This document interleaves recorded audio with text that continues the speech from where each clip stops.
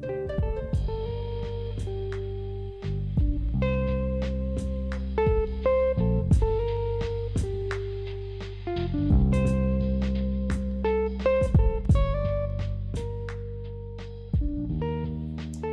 folks, I hope everybody is doing great today. I am checking in today because last week I was just making this video about the higher will versus the personal will, and it had me kind of thinking about the big picture for the mystic. And I really don't think we can properly understand how divine will and personal will flow into each other and work in tandem unless we really zoom way out and look at the big picture and know what our highest goals are in the mystic path. I mean, it's possible that everybody's goals are different, but I think that most mystics are generally, their goals and their higher motivations are probably going to fall into camps. And I think about these camps often because I'm a big picture thinker, and I like to get to you could say big picture, or I could say I really like to get to the bottom of things. So I want to know what's at the root of what we're doing. So what are we doing? It's a weird thing to meditate every day for an hour. In the evenings, you sacrifice a good deal of your social life, I'm not gonna lie. And our very patient partners put up with losing a lot of our time in the evenings probably. So you better have a good reason. I think I have mine, and I'll share those because I think that it's possible that they're pretty universal. The two big goals in the mystic path, as far as I can tell, are healing the self and knowing the self. And self is a complicated concept once you get deep enough. The self, the smaller self, is pretty clear. It's you. But then there's the multidimensional aspects of the self, which is your soul lineage and your guides, which are in your soul family. And then if you go high enough up into the self, which sometimes New Agers call the higher self, you'll get to your higher power, which often is labeled God. So that's what I mean when I say self, and I just want to remind you of that because it's not always apparent to people who are new to that concept. So on the one hand, it's healing the self, and on the other hand, it's knowing the self and anchoring the self in this life. I think meditation can get you to both goals, which is why I make this channel.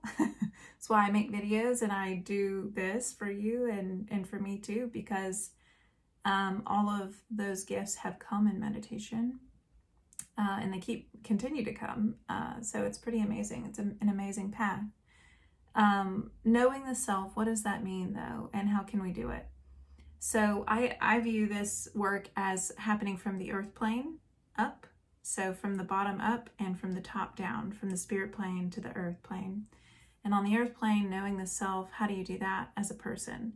You do what you love. Like I said in my last video, follow that nose. And whether it's writing or cooking or photography or dance or not even anything creative, like maybe it's something athletic or maybe it's social or maybe it's family, whatever it is, do that as often as you can. Once a day. Doesn't mean you have to quit your day job, but make sure you make time for it, because that's going to lead you to your life purpose, your soul purpose, and your, basically your core vibrational frequency. It's going to lead you to you. And there's a lot of fruits that can come from a practice of doing what you love. And that might change throughout your life, and that's okay too. But chances are it will lead you, push you on the path of knowing the self. Also, get a lot alone time, so some solitude, contemplation. Make sure, especially if you're empathic, to take some space from people occasionally. Go on a walk by yourself, take yourself out on a date. Really be able to sense who you are and what your energy is, right? That'll also keep you centered, and just a well-being measure, I think.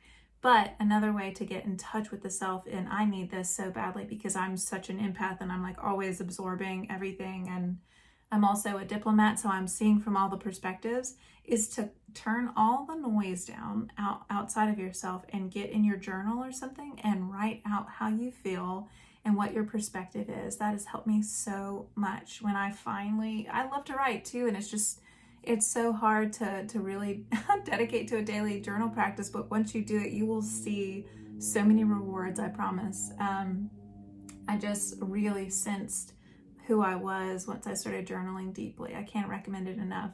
Rule of thumb is like a couple pages a day, morning pages, what they call them, from the Artist's Way. And so, yeah, I recommend that too. So that's from the bottom up, right? And then knowing the self from the top down is getting into meditation and asking to meet your guides and asking to make contact with God, and the faces and the aspects of your higher self will come to you for revelation. And that's a pretty epic experience, I have to say. Eventually, these two measures, these two approaches will meet in the middle, and you'll have your sense of self. You'll have your sense of personal identity and your higher identity, the small self and the large self. And both of those experiences together in their sum will allow you to anchor as much of your soul in this life as possible. And it's a very powerful thing to do, both for yourself and your own healing, and also for the collective. So a lot of people in the New Age community and the spiritual community talk about union as the highest state of consciousness and the highest experience, or a peak experience. And you really can't honor unity consciousness properly until you have like fully solidified and crystallized the self, the small self, which is like what you love to do and what your personal energy and frequency is. So make sure you do that, ground work before you go into unity consciousness. But yeah, that's a very high level goal of the mystic and of the meditator, and it should be a very high level goal for any soul that is incarnated into this reality. So on the other hand, but it's not unrelated, these kind of flow into each other, is the healing work. So I said the two goals were knowing the self and anchoring the self, and the other is healing. And really the healing is, it's more of a means to the end. The end is to anchor the self and to know the self, but the healing, you can't get to the self without the healing work. And so what that means is when your stuff comes up, I talk about this in my shadow work video, it will come up, it will cycle around the stuff that has wounded you in this life. It'll come up emotionally and psychologically and spiritually, even if you're meditating especially, and spirit will give it to you gently. But it'll come up, it'll cycle around, and your heart will be called to heal it. And you can heal it in the light of love. And so doing that stuff that you love all the time, like drawing or writing or whatever it is, that creates a really powerful flow of the soul, and that can alchemize that pain and help you shed it, essentially. Also, asking for healing from your guides and from God in meditation will actually proactively help you alchemize some of this stuff. I mean, I get visions all the time about how to heal a past life wound. I've had past lives where I was hiding my mysticism, or where I was in an abusive relationship where there was a lot of addiction, or there was another life where I saw that my husband left me and the kids, and I was stranded, and you name it, we've gone through it.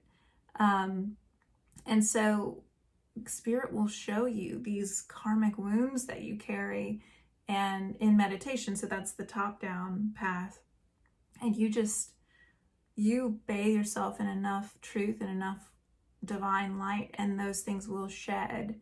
But also doing your work in therapy, doing your work in your journaling, and consciously sitting in contemplation when these hard feelings and hard experiences come up in your consciousness. And really don't turn away, don't resist it.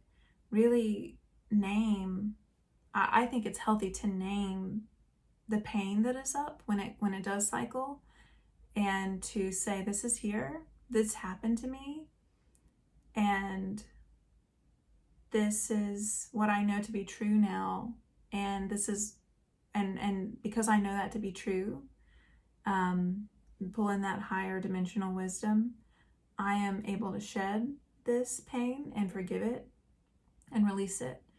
And basically doing your shadow work from the bottom up is how you heal. And from the top down, Spirit will tell you ways to heal, like forgiving, doing a meditation specifically on forgiving that one person that hurt you deeply. Spirit will also tell you where you need to shed false programming, that you're unworthy in some way, or that you're unlovable in some way. That is a lot of the work, people. I can't even tell you. We have some weird, dark programming in this world that tells us if we are different or if we're not doing life right, we are unlovable, and that like God won't have us, and that we're separate from God, or we're separate from people and goodness. And honestly, that is the biggest step to take in your life, is to see where you've internalized negative messages and false beliefs that you don't belong in unity. So that's it. Healing from the top down, doing your personal work and letting Spirit tell you how to heal. So from both directions, and knowing the self, asking to meet God, asking to meet your guides, asking to see past incarnations of your soul lineage, and doing the work of your passions and what you love and your unique expression for this life. And that will not lead you wrong. So I hope you've appreciated this very high level, big picture view into what the goal is of the good life. It's, a little bit of well-being, and it's a little bit of mysticism. It's a lot of epic experiences and essentially making contact with your higher power. But it's also very grounded work. It's work that will serve you on a very human level by giving you increased well-being and self-esteem and self-love and self-acceptance. So what's not to love? It will be the best gift you give to yourself. Okay, guys, have a great rest of your day. I will talk to you soon.